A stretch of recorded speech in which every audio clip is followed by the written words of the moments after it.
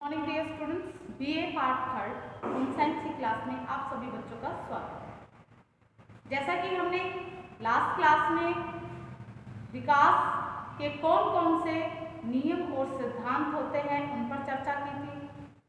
आज की क्लास में हमारा जो टॉपिक रहेगा वो है वृद्धि एवं विकास को कौन कौन से कारक हैं जो प्रभावित करते हैं, तो उन पर हम डिस्कस करेंगे। यानी कि बालक की वृद्धि और विकास को प्रभावित करने वाले ऐसे तो बहुत से कारक होते हैं। इनमें से कुछ कारक हैं वो स्वतंत्र रूप से बालक के शारीरिक और मानसिक विकास को प्रभावित करते हैं, और जबकि कुछ कारक है वो परस्पर अंतःक्रियाओं द्वारा विकास को प्रभावित करते हैं। उदाहरण के लिए, यदि गर्भकालीन अवस्था में बालक को उचित पोषण एवं स्वास्थ्य पर पूरा ध्यान नहीं दिया जाए तो समय पूर्व अल्प वजन का शिशु का जन्म हो जाता है। इसी कारण यदि गर्भकालीन अवस्था में माता को एड्स रोग है तो शिशु भी एड्स रोग का शिकार हो सकता है। तो जो ये कारण है, ये जो उदाहरण है, इनसे स्पष्ट है कि वृद्धि एवं विकास को अनेक प्रकार के कारक हैं जो उनके द्वारा प्रभावित किया जाता है। सबसे पहले कुछ कारकों की हम बात करते हैं। सबसे पहले जो हमारा मेन कारक है उसकी बात करते हैं, वो होता है वंशानुक्रम यानी कि हेरिडिटी।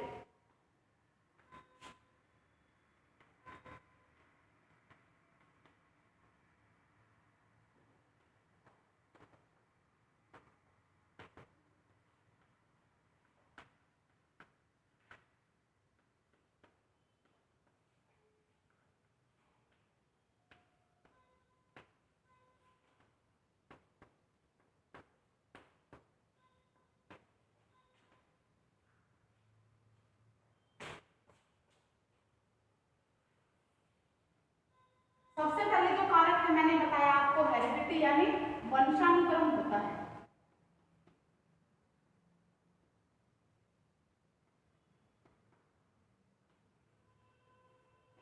वंशानुक्रम किस प्रकार से वृद्धि और विकास को प्रभावित करता है? वंशानुक्रम वे कारक हैं जो बालक को जन्म से पूर्व ही माता पिता के द्वारा उपहार के स्वरूप उनको प्राप्त होते हैं। माता के अंडाणु एवं पिता के शुक्राणु के द्वारा वंशानुक्रम के वाहक यानी जीन्स, उनमें क्या होते हैं, क्या उपस्थित होते हैं? जीन्स उपस्थित होते हैं। ये जीन्स ही गर्भकाल के समय शिशु में भिन्न भिन्न रूप से संयुक्त होते हैं। इसी कारण बालक की शारीरिक रचना, उसका गठन, उसका डील डोल, उसकी लंबाई, उसकी चौड़ाई अपने माता से उसकी मिलती जुलती है। तो जो मेन चीज जो होती है इसमें क्या होता है, मेन जो कारक होता है वो है वंशानुक्रम होता है। बालक की त्वचा का रंग, उसके चेहरे का आकार, उसके नाक नक्श जो होते हैं, बोलने चालने का ढंग है, जिसे देखकर व्यक्ति भी ये अनुमान लगा सकता है कि क्या है, ये किससे मिलता जुलता है। घरों में आप देखते हैं कि बोलते हैं कि ये तो अपने दादा से मिलता है, दादी से मिलता है, ये मम्मी पे गया है, ये पापा पे गया है, इसकी नाक थोड़ी सी उस पे है, उसका होठ उस पे है, उसकी आंखें वैसी हैं। तो ये क्या होती है, हेरिडिटी ही होती है। वंशानुक्रम के जो वाहक जीन्स होते हैं वो गर्भावस्था के समय जीन्स का हस्तांतरण करते हैं और ये जीन्स भिन्न भिन्न प्रकार से संयुक्त होते जाते हैं, जिसके कारण ही माता पिता की संतानों में भिन्नता दिखाई देती है। एक ही माँ के गर्भ से पैदा हुए बच्चे भी, जुड़वा बच्चे भी क्या है, डिट्टो एक जैसे नहीं होते हैं। उनमें भी कुछ ना कुछ, बहुत सी बार आप देखते हो कि जुड़वा बच्चे होते हैं वो बिल्कुल आप पहचान भी नहीं पाते, लेकिन फिर भी अगर आप उनको रेगुलर देखते रहते हो तो आपको क्या है, कई प्रकार की विभिन्नताएं हैं वो देखने को मिलती हैं। तो वंशानुक्रम का जो प्रभाव है वो बीमारियों के संबंध में भी देखा गया है। जैसे कि कई प्रकार की बीमारियां होती हैं, जैसे मधुमेह है, हाई बीपी वगैरह है यानी उच्च रक्तचाप है, हृदय रोग है, गठिया रोग है, दमा है, एड्स आदि कई प्रकार के जो रोग है जो वंशानुक्रम द्वारा एक पीढ़ी से दूसरी पीढ़ी में हस्तांतरित होते रहते हैं। उनको उपहार के तरह उनको वो मिलते हैं। अतः वंशानुक्रम को व्यक्ति की संरचना और क्रियात्मकता से संबंधित संपत्ति, उपहार या ऋण समझना चाहिए, क्योंकि इन्हीं के माध्यम से व्यक्ति अपने विकास के जन्मजात एवं अर्जित क्षमताओं का उपयोग कर पाता है। दूसरा जो वृद्धि और विकास को प्रभावित करने वाला जो मुख्य कारक है वो है वातावरण, एनवायरमेंट।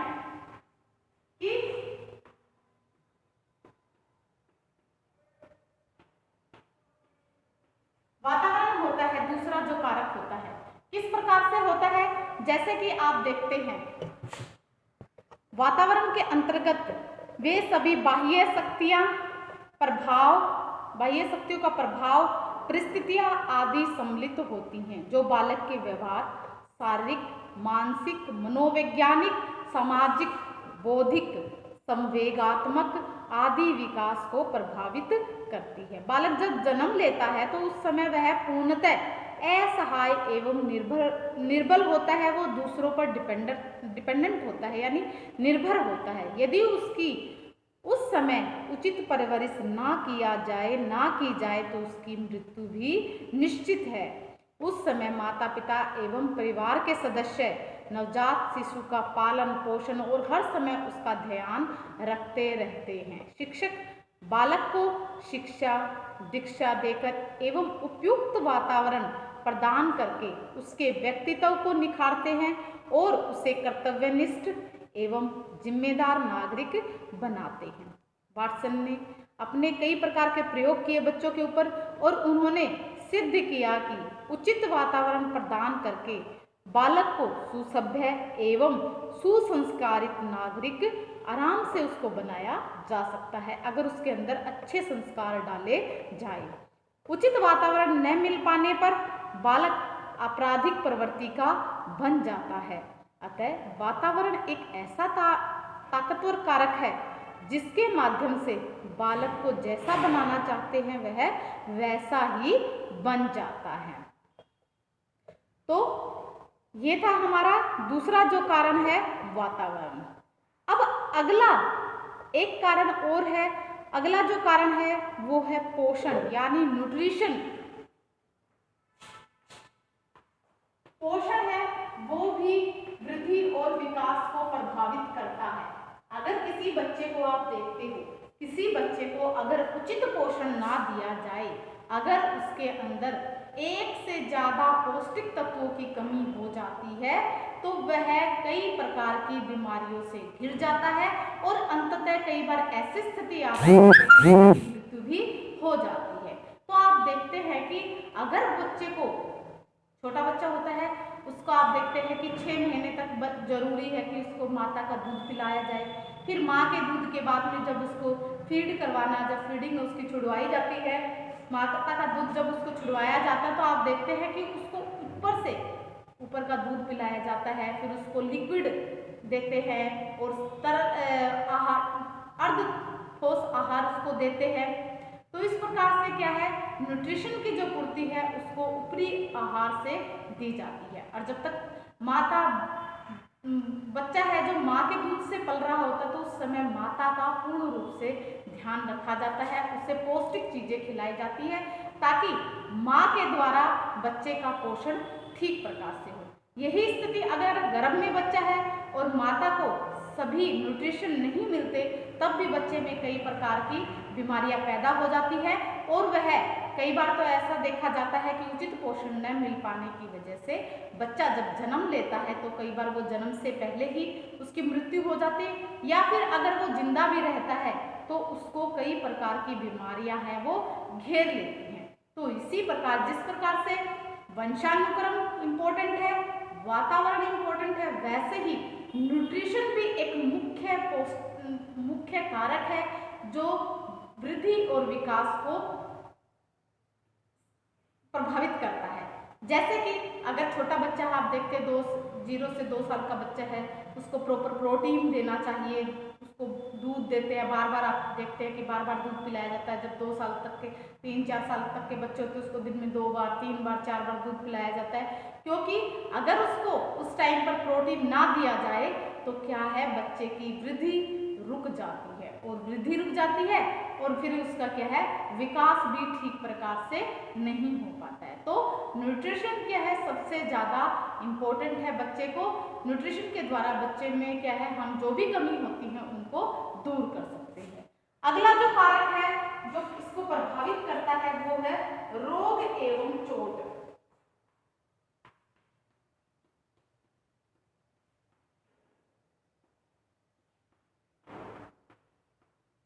रोग एवं चोट है जो बच्चे के प्रभावित करता है वृद्धि और विकास को। किस प्रकार से करता है? रोग एवं चोट बालक के विकास पर नकारात्मक प्रभाव डालता है। गर्भकालीन अवस्था में यदि माता को गंभीर चोट लग जाती है अथवा वह कोई लाइलाज बीमारी की शिकार हो जाती है तो उसका घातक प्रभाव है वो शिशु के ऊपर स्पष्ट रूप से दिखाई देता है। कई बार जैसे कि आप देखते हैं कि एड्स एक लाइलाज बीमारी है, अगर बच्चा माँ एड्स की शिकार हो जाती है तो बच्चा भी 100% है कि वो क्या होगा, वो भी एड्स से पीड़ित होगा। जन्म के बाद भी यदि शिशु किसी गंभीर बीमारी से ग्रस्त है तो उसका शारीरिक एवं मानसिक विकास है वो दोनों ही प्रभावित होते हैं। जैसे कि यदि बालक जन्म से ही कमजोर एवं रक्त अल्पता का शिकार होता है, यानी उसके अंदर खून की कमी होती है, तो न तो उसका समुचित शारीरिक विकास हो पाता है और ना ही उसका समुचित मानसिक विकास हो पाता है। वह जैसे कि न्यूमोनिया है, सर्दी जुकाम, दस्त, बुखार, उल्टी आदि जो बीमारियां होती हैं, बालक हर समय उनसे पीड़ित रहता है और परेशान रहता है। बालक में रोग प्रतिरोधक क्षमता कम हो जाती है, जिससे अतः बालक का क्या होता है, मानसिक विकास अवरुद्ध हो जाता है। तो इसीलिए उसके अंदर जो रोग प्रतिरोधक क्षमता है वो अधिक होनी चाहिए, यानी बीमारियों से लड़ने की जो ताकत है वो बच्चे के अंदर अधिक होनी चाहिए।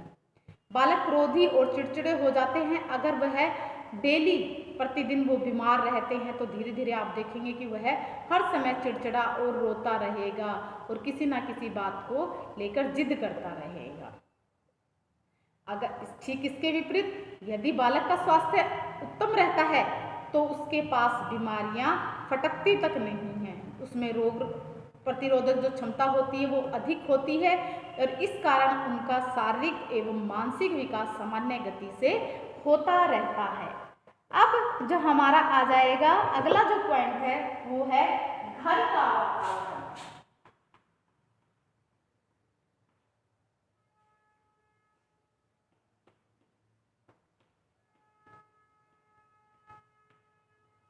घर का वातावरण भी बच्चे के वृद्धि और विकास को प्रभावित करता है। सब ये भी इम्पोर्टेंट है।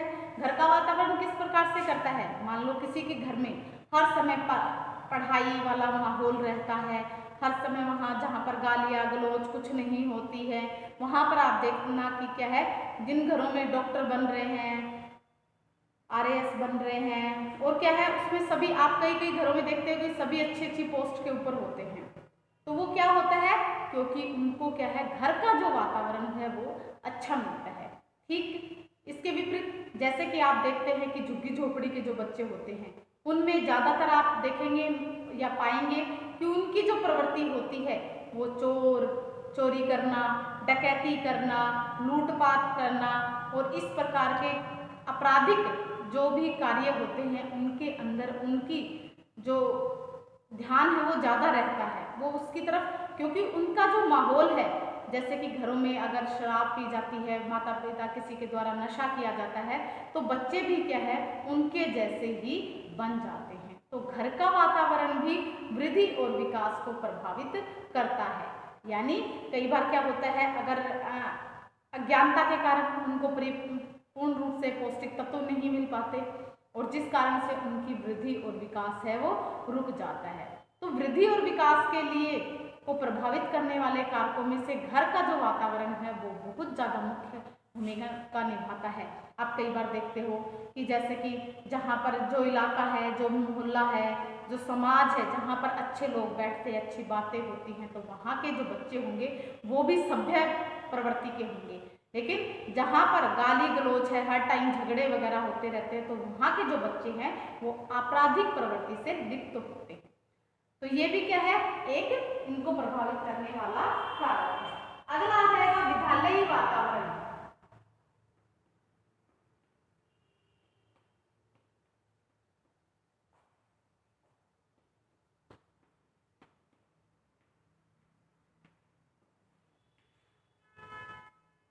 विद्यालयी वातावरण है वो भी वृद्धि और विकास को प्रभावित करता है। बालक की वृद्धि एवं विकास में विद्यालयी वातावरण का सुखद एवं शांतिपूर्ण होना भी आवश्यक है। जब बालक बड़ा हो जाता है तो वह केवल अपनी माता पिता या परिवार वाले के संपर्क में ही नहीं होता, बल्कि उसका क्षेत्र है वो विस्तृत हो जाता है, व्यापक हो जाता है। 4-5 वर्ष का बालक विद्यालय जाने लग जाता है। वहाँ उसे पढ़ने लिखने के साथ ही विभिन्न क्षेत्रों में सीखने का अवसर मिलता है और वह सामाजिक गुणों को सीखता है और उसे अपने जीवन में उतारता है। दूसरे बालकों के साथ समायोजन करना सीख जाता है। यदि विद्यालय का वातावरण अच्छा है, शिक्षण की समुचित व्यवस्था है, खेलने का मैदान है, योग्य शिक्षक शिक्षिकाएं हैं, कक्षाएं हैं वो हवादार हैं, तो बालक का सर्वांगीण विकास होता है, संपूर्ण विकास होता है।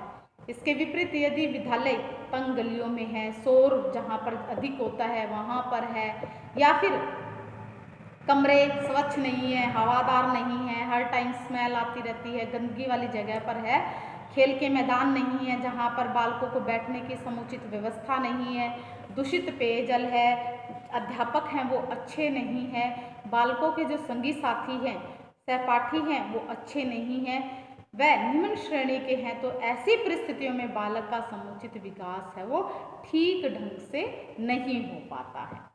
वह बालक नकारात्मक गुणों को अधिक सीखता है, गाली गलौज सीख जाता है। अतः स्पष्ट है कि बालकों के विकास के लिए विद्यालयी वातावरण का स्वस्थ रहना अति आवश्यक होता है। ये तो हो गई घर के वातावरण की बात, फिर हुई विद्यालय के वातावरण की बात। अब करते हैं आस पड़ोस की बात करते हैं कि आस पड़ोस का वातावरण कैसा होगा।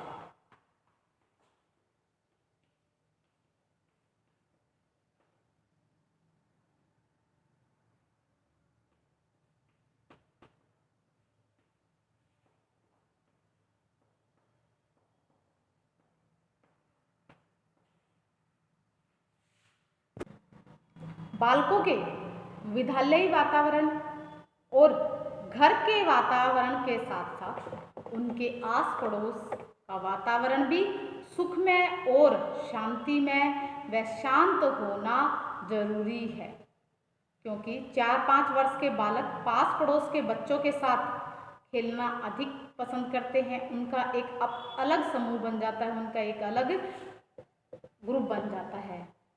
जैसे जैसे आयु बढ़ती है वह स्वयं प्रेमी के समूह प्रेमी होते हैं।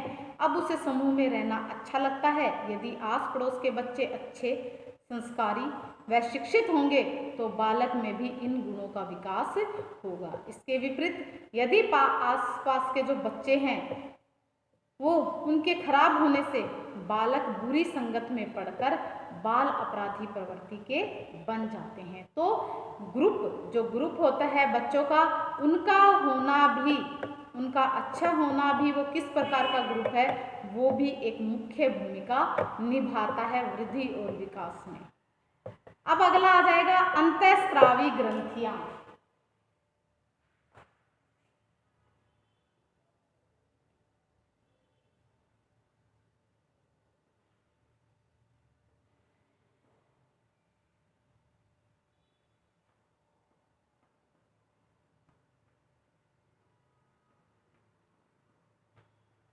अंतःस्रावी जो ग्रंथियां हैं का बालक के शारीरिक और मानसिक विकास पर इनका भी प्रभाव पड़ता है, यानी इनका भी महत्वपूर्ण योगदान होता है। जैसे कि पीयूष ग्रंथि है यानी पिट्यूटरी जो ग्लैंड है से सोमैटोट्राइफिक हार्मोन का सिक्रीशन होता है यानी स्त्रावण होता है, जो कि शारीरिक वृद्धि के लिए अति आवश्यक होता है। यह थाइमस ग्रंथि को भी उत्तेजित करता है। थायराइड ग्रंथि से थायरोक्सिन हार्मोन निकलता है, जो याददाश्त बढ़ाने में तथा केंद्रीय नाड़ी संस्थान क्रिया को सामान्य रखने के लिए भी जरूरी होता है। बालकों में थायराइड हार्मोन की कमी से क्रेटिनिज्म की स्थिति उत्पन्न हो जाती है और क्रेटिनिजिस की वो जो स्थिति होती है वो हो जाती है। इस दशा में क्या होता है कि बच्चे की जो शारीरिक वृद्धि है वो रुक जाती है और बच्चा क्या बन जाता है, बालक है वो बौना हो जाता है, बालक का मानसिक विकास भी अवरुद्ध हो जाता है। तो इसीलिए जो वृद्धि और विकास के लिए अंतःस्रावी जो ग्रंथियां हैं वो भी जिम्मेवार होती हैं। अगला जो प्रभावित करने वाला कारक है वो है लिंग भेद।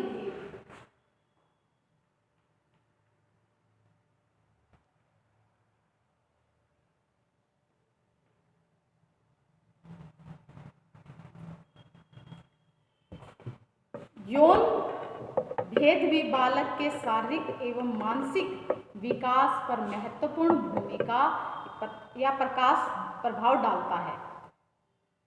प्राय यह देखा जाता है कि जन्म के समय लड़कियां लड़कों की अपेक्षा वजन एवं कम वजन और कम लंबाई की होती हैं, परंतु बाद की अवस्था में विशेषकर जब प्यूबर्टी जो एज होती है, वह संधि जब अवस्था आती है तो लड़कियों की बढ़वार है वो तीव्र गति से बढ़ जाती है। वे लड़के की तुलना में पहले ही शारीरिक परिपक्वता प्राप्त कर लेती हैं। काम शक्ति का उदय भी इनमें लड़कों की अपेक्षा 1-2 वर्ष पहले ही आ जाता है।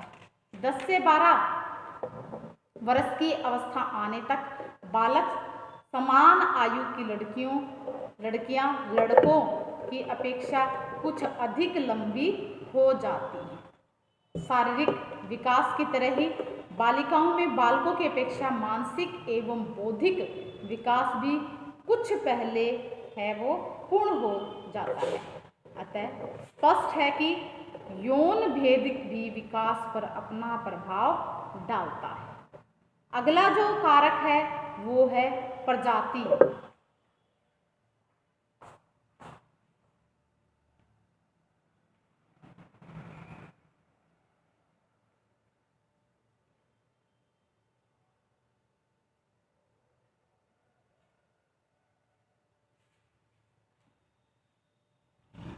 बाल विकास के क्षेत्र में किए गए अध्ययन उनसे यह सिद्ध हुआ है कि प्रजाति भी बालकों के विकास में अहम भूमिका। उदाहरण के लिए नेपाली लोग नाटे और छोटे कद के होते हैं, जबकि उनकी आंखें हैं वो बड़ी बड़ी होती हैं। वहीं उनके वो लंबे, खूब गोरे और उनके जो बाल हैं वो भूरे रंग के होते हैं। तो वो क्या होते हैं, इनका शारीरिक गठन, डील डोल, जो भी त्वचा का रंग, बालों का रंग, मुखाकृति आदि नेपाली लोगों से काफ़ी भिन्न होती है। तो इसी प्रकार अफ्रीका के जो लोग हैं वो सांवले होते हैं। तो इस प्रकार से प्रजाति है वो भी क्या करती है, इनके ऊपर प्रभाव डालती है, यानी जो कारक होते हैं वृद्धि और विकास को उनको प्रभावित करती है। अगला जो मुख्य कारक है प्रभावित करने वाला वो है सांस्कृतिक वातावरण यानी कल्चरल एनवायरनमेंट।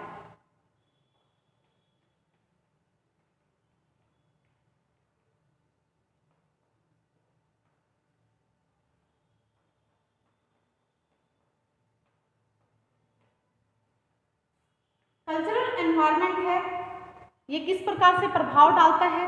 प्रत्येक परिवार, समाज एवं राष्ट्र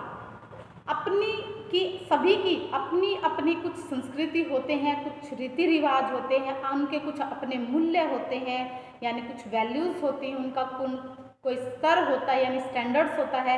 एवं फिलोसफी है यानी दर्शन है वो अलग अलग होते हैं सभी के, जिसके अनुसार बालकों का पालन पोषण किया जाता है। बालक बड़ा होकर उन्हीं मूल्य एवं संस्कृति जो संस्कृति होती है वो उन्हीं को अपनाते हैं। आप देखते हैं कि जिस संस्कृति में वो पैदा होते हैं उन्हीं को वो फॉलो करते हैं। इस प्रकार संस्कृति स्वयं ही एक पीढ़ी से दूसरी पीढ़ी में हस्तांतरित होती रहती है।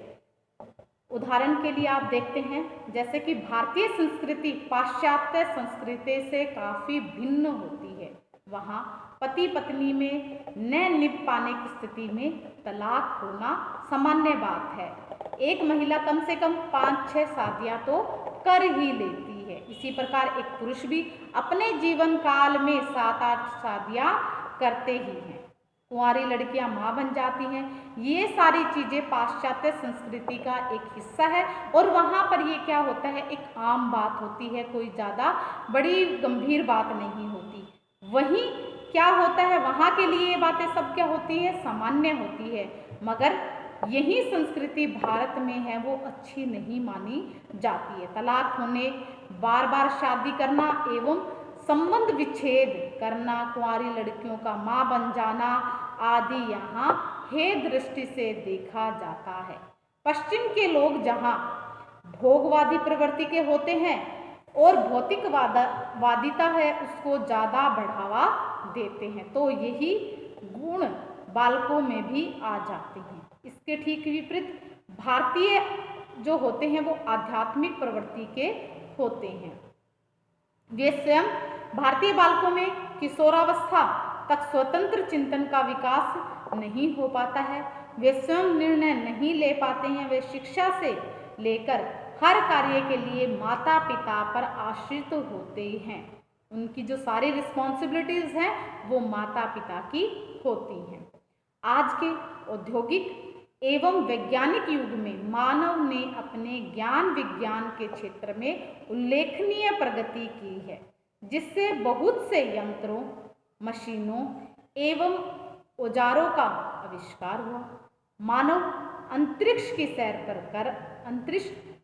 सैर कराया है, साथ ही वहाँ पर जीवन की भी तलाश की जा रही है। साथ ही बहुत सी पुरातन समस्याओं का हल एवं उनका निस्तारण भी हुआ है एवं नए विश्व का विकास भी हुआ है।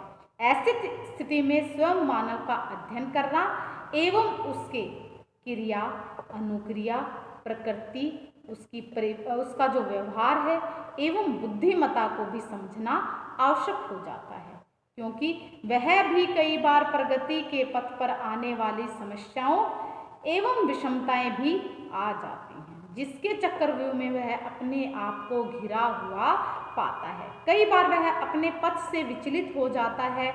हीन भावनाएं, कुंठाएं, भय, त्रास, आशंका उसके भीतर तक बैठ जाती हैं। उसकी जो सोच होती है वो नकारात्मक हो जाती है। कई बार तो वह आत्महत्या व दूसरों की हत्या करने के बारे में भी नहीं, उनके बारे में करने से भी नहीं चूकता है। अतः उसकी प्रगति क्षीण हो जाती है। ऐसी स्थिति में मानव व्यवहार और उसकी अनुक्रिया का अध्ययन करना अति आवश्यक हो गया है, क्योंकि वह व्यवहार अनुक्रिया करते समय अनेक परिस्थितियों द्वारा प्रभावित होता है। भारत में बाल विकास, मानव विकास के क्षेत्र में जितना अध्ययन अनुसंधान होना चाहिए उतना अब तक नहीं हो पाया है। इस कारण गूढ़ समस्याओं और घटनाओं की व्याख्या के लिए अधिक नियमों एवं सिद्धांतों का प्रतिपादन नहीं हो पाया है। वहीं बालकों को बचपन से ही वयस्क मान लिया जाता है।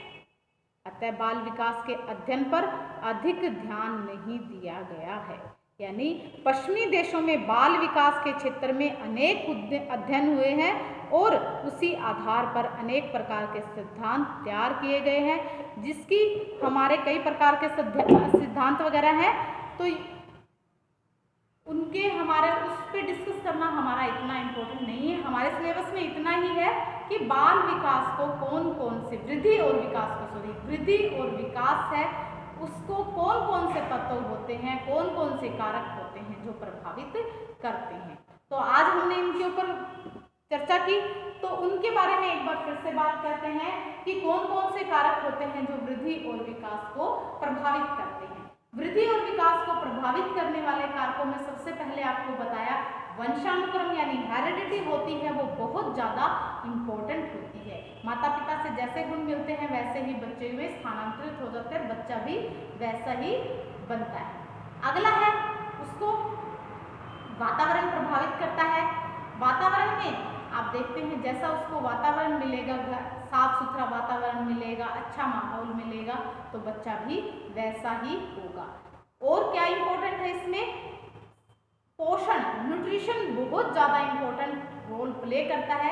अगर न्यूट्रिशन नहीं मिलेगा तो आप देखते हैं छोटे बच्चे होते हैं, उन पर अगर खाने पीने पर ध्यान ना दिया जाए, उनकी डाइट पे अगर ध्यान ना दिया जाए, तो बच्चे में बहुत सारे बीमारियां उसको घेर लेती हैं, और बीमारियों के कारण वो हर समय क्या हो जाता है, चिड़चिड़ा हो जाता है।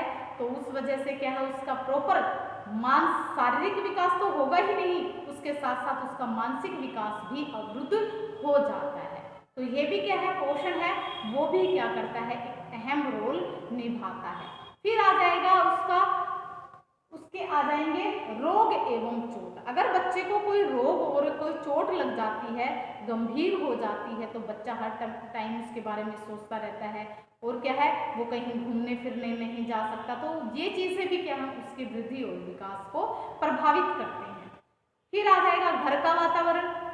घर का वातावरण कैसा है, वो प्रभावित करता है। अच्छा माहौल है, घर में सब संस्कारी लोग हैं, सब बच्चे को अच्छे संस्कार देते हैं, अच्छे से बोलना सिखाते हैं, चोरी वगैरह करते हैं तो उसको टोक देते हैं। तो ये सारे क्या हैं, घर के वातावरण भी वृद्धि और विकास को प्रभावित करता है। जैसा घर का वातावरण होगा वैसा ही बच्चा बनेगा। सेम वैसे ही अगर उसको फिर आते विद्यालय के वातावरण की बात, अगर उसके विद्यालय का वातावरण अच्छा है, उसके पीयर ग्रुप्स हैं वो अच्छे हैं, उनके साथी हैं वो अच्छे हैं, तो बच्चा भी वैसा ही बनेगा। अगर उनकी मंडली में, उनके समूह में बच्चे हैं वो आपराधिक प्रवृत्ति के होते हैं, हर टाइम झूठ बोलते हैं, चोरी करते हैं, तो वह बच्चे भी क्या है, धीरे धीरे उनसे वो गुण सीख जाते हैं। क्योंकि ये एक 4 से 8 साल तक की जो एज होती है, वो ज़्यादा बच्चों की क्या होती है कि वो घर वालों की बजाय जो अपना पीयर ग्रुप है उसकी बातें वो ज़्यादा मानते हैं, जो उनका समूह होता है। फिर हम बात करते हैं घर के वातावरण की बात हुई, फिर हम उसके स्कूल के विद्यालय की वातावरण की बात करते हैं। उसके बाद हम आस पड़ोस की बात करते हैं। अगर हमारे आस पड़ोस में अच्छा माहौल है, घर अच्छे हैं, अच्छे लोग वहाँ पे रहते हैं, रेप्यूटेड लोग रहते हैं, आप देखते हो जहाँ पर अच्छे अच्छे लोग रहते हैं वहाँ पर बच्चे भी क्या होते हैं, पढ़ाई में ज़्यादा ध्यान देते हैं। उनके बच्चे से आप देखना, किसी कॉलोनी है वहाँ पे सारे पढ़ने वाले बच्चे होते हैं, कोई झूठ नहीं बोलता, कोई गाली गलौच नहीं होता, कोई झगड़े नहीं होते। तो आस पड़ोस का वातावरण भी बहुत ज़्यादा कारक जो प्रभावित करने वाले कारकों में से आता है। अब वातावरण, आस पड़ोस का वातावरण, घर में बड़ा अच्छा माहौल है, लेकिन बच्चा जब बाहर निकलता है तो बातें हैं वो गलत बातें वो सुनता है, करते हुए देखता है, तो उसके ऊपर भी वही प्रभाव डालते हैं। तो आसपास का वातावरण है वो भी वृद्धि और विकास को प्रभावित करता है। फिर आ जाएगी उसके अंदर अंतःस्रावी जो ग्रंथियां होती हैं जिनसे बच्चे की वृद्धि और विकास होता है, अगर उनका प्रॉपर सिक्रेशन नहीं होता, उनका श्रावण नहीं होता है, तो बच्चे की वृद्धि रुक जाती है। वृद्धि रुकने से क्या है, विकास पर भी प्रभाव पड़ता है। वैसे ही लिंग भेद की जो अवस्था है बच्चे का, आप देखते हैं कि अलग अलग ग्रुप होते हैं, लड़का लड़की हैं, उनमें अलग अलग भावनाएं आ जाती हैं। तो इस वजह से क्या है, ये भी क्या करते हैं, विकास और वृद्धि को प्रभावित करते हैं। प्रजाति आपको बताया कि ये भी क्या है, वृद्धि और विकास को प्रभावित करती है। ठीक और वैसे ही क्या है, सांस्कृतिक वातावरण है वो भी प्रभावित करता है। आप देखते हो घर में अच्छे संस्कार हैं, अगर दादा दादी हैं, दादा दादी की शरण में बच्चे रहते हैं, आप देखते हैं कि अपने भारतीय सभ्यता में देखते हैं, भारतीय समाज में देखते हैं कि जॉइंट फैमिलीज हैं। आजकल तो क्या है, एकल परिवार होते जा रहे हैं, लेकिन जहाँ पर संयुक्त परिवार है वहाँ पर देखा जाता है कि दादा दादी हैं, तो बच्चों को टाइम टू टाइम अच्छे और बुरे का ज्ञान करवा देते हैं। उनके वो अपने रीति रिवाजों के बारे में बताते हैं कि ये अपने यहाँ पर ये रीति रिवाज हैं, हमें ये करना चाहिए, ये करना अच्छा होता है, ये बुरा होता है। तो ये सारी चीज़ें क्या है, सांस्कृतिक वातावरण के अंतर्गत आती है। तो अगर सांस्कृतिक वातावरण अच्छा है तो बच्चा क्या है, आने वाली जो पीढ़ी होती है उसमें भी वह अच्छे गुणों का विकास करवाता है, क्योंकि यही गुण होते हैं जो एक पीढ़ी से दूसरी पीढ़ी में हस्तांतरित हो जाते हैं। तो इसीलिए क्या है कि ये सारे जो कारक हैं वो क्या करते हैं, वृद्धि और विकास को प्रभावित करते हैं। अगर ये सारे अच्छे हैं, ये कारक सभी अच्छे हैं, तो क्या है, बच्चे की वृद्धि और विकास पर कोई नकारात्मक प्रभाव नहीं देखने को मिलेगा, अच्छे ही प्रभाव उसको देखने को मिलते हैं। तो आज के लिए हम इतना ही करेंगे। एक बात और है कि बच्चों, हम इतनी मेहनत करके जो वीडियो बनाते हैं आपके लिए, आप देखते हो इतनी गर्मी है उसमें हम बना रहे हैं, तो किस लिए बना रहे हैं, आपको, ताकि आपकी जो पढ़ाई है इस समय जो अवरुद्ध हो गई है, जो रुक गई है, तो उस पर आपका कोई भी क्या है, नकारात्मक प्रभाव ना पड़े। इसी को सुचारू रूप से चलाने के लिए हम कोशिश करते हैं कि आप सभी क्या करें, ऑनलाइन जो भी आपकी क्लासेस चल रही हैं आप उनको अटेंड करें, क्योंकि इसी में आपका फायदा है। अगर आप सोचते हो कि हम क्या है, चीटिंग से पास हो जाएंगे, कि हमें पढ़ने की ज़रूरत नहीं है, तो ये आपकी गलत धारणाएं होती हैं। क्योंकि आप जब तक आपने देखा कि आपके सेकेंड ईयर के भी एग्जाम नहीं हुए, तो आपने क्या सीखा, फर्स्ट ईयर के हुए, उसके बाद सेकेंड ईयर के नहीं हुए।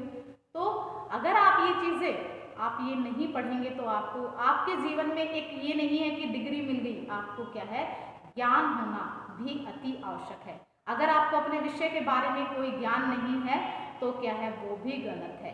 तो आप क्या हो जाओगे, तो आपको इन चीज़ों के बारे में, यानी ये नहीं है कि हम एक दिन एक रात में पढ़ लेंगे, हम पास हो जाएंगे, पास होने जितना तो हम कर देंगे, ऐसा नहीं है बच्चों। पढ़ोगे तो कुछ चीज़ें हैं, बहुत सी चीज़ें हैं जो आपको आगे आपके भविष्य में काम आएंगी। आप अपने बच्चों को अच्छे संस्कार देंगे, घरों में भी भाई बहन हैं उनको भी अच्छे प्रकार से उनको अच्छी गाइडलाइन देंगे, उसका अच्छे से अनुसरण, उनका मार्गदर्शन करेंगे।